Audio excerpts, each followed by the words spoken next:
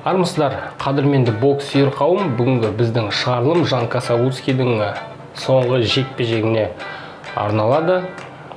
Дәл осы жекпе-жекке біз бұған дейін болжам жасаған болатынбыз. Міне бүгін сәл қорытындылап кететін де уақыт келді.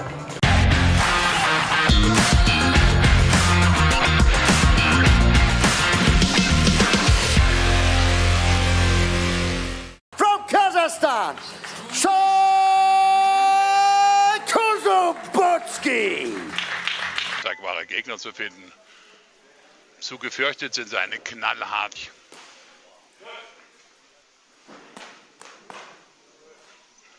Жиырмасыншы ақпан күні барымызға белгілі Онориеде Эвариема есімді спортшыдан басым түскен болатын. 3-4 раундта техникалық нокаутпен жеңіске жетеді деген өзім болжам жасадым.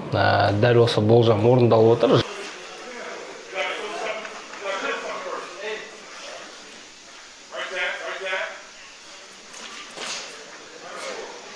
Ja, der nimmt viel zu viele Leichte hier. Die Deckung, die hängt.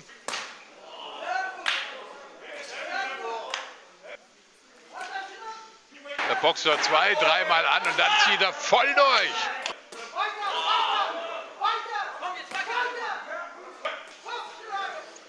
Hier wieder ganz kurz, nicht voll durchgezogen, aber das langt.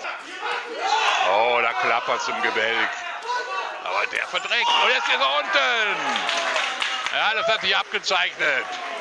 6, 7, 8 Harte an den Kopf und dann fällt man eben auch entsprechend. Aber er kommt wieder hoch. Naja, mit solchen Schlägen, da kann natürlich den Kossobutski da nicht in Verlegenheit bringen.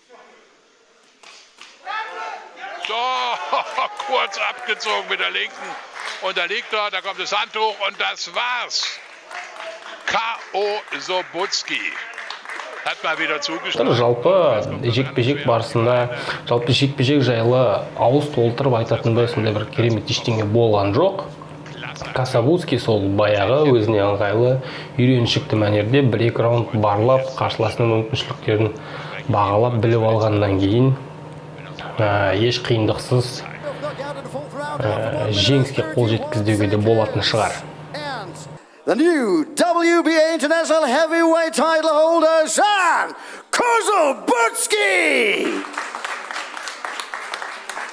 Дәл осы жекпе-жектен кейін бокс рингте Жан Касаблуцкий 40-шы орыннан 34-ші орынға көтеріліп отыр. Одан қоса барымызға белгілі WBA International чемпиондық атағын жеңіп алды. Яғни WBA тұжырымдамасы бойынша алғашқы 15-ке кіріп қалуы мүмкін деген сөз.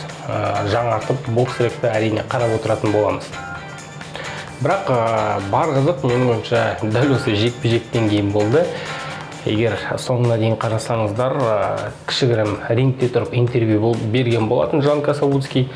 Және сол интервьюінде маған қазір қарсыласты қойып, тіпті спарринг партнер табу қиын дегенді айтып кеткен болатын. Бұндаймен жалпы көптеген спортшылар болашағы бар, болашақта чемпион болатын спортшылар бұндаймен жиі кездеседі. Неге десеңіз, сондай бір атақты спортшы емес, бірақ өте қауіпті.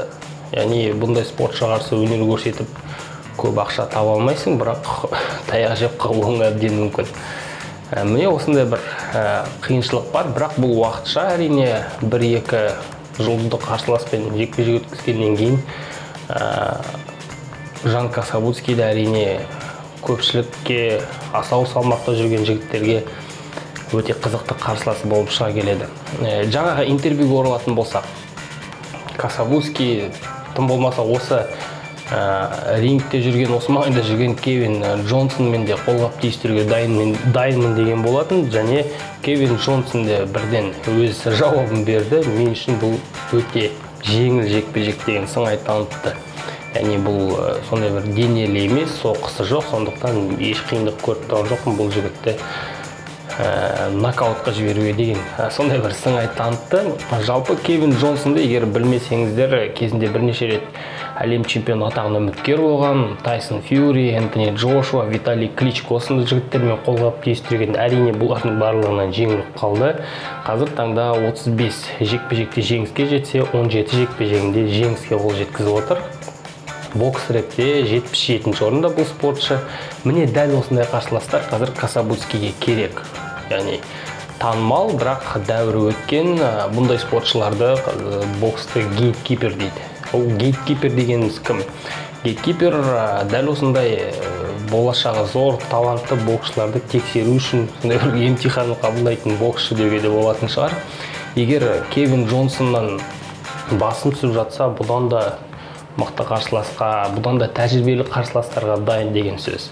Сондықтан өзінің кәсіби мансабының дәл осы кезеңінде осындай бір Кевин Джонсондар керек әрине. Сондықтан алдағы уақытта дәл осы Джонсонмен қолғап түйістіреді деп үміттенеміз. Қалай дегенмен бұрынғы қарсыластармен салыстырғанда бұл спортшының атағы даңқы бар, бірақ жасы 42-ге де келіп қалды. Ал Жан Касабутский әрине алдағы уақытта топ 15-ке кіреді деп үміттенеміз. WBA тұжырымдамасы және дәл сол топ 15-ке кіргеннен кейін қызықтың барлығы басталады. Дәл осы менің жоғарыда айтып кеткенім жайлы не деп ойлайсыздар? Әрине комментарийге жазып кетіңіздер, өз пікірлеріңізді қалдырыңыздар. Жалпы жекпе-жек жайлы не ойлайсыздар? Және жекпе-жектен кейін болған интервью жайлы, және Жан Касабутскийдің келесі қадамдары жайлы кәсіпқой бокста не деп ойлайсыздар? Қандай ойларыңыз бар, ой пікірлеріңіз бар, міндетті түрде жазып қалдырып кетіңіздер.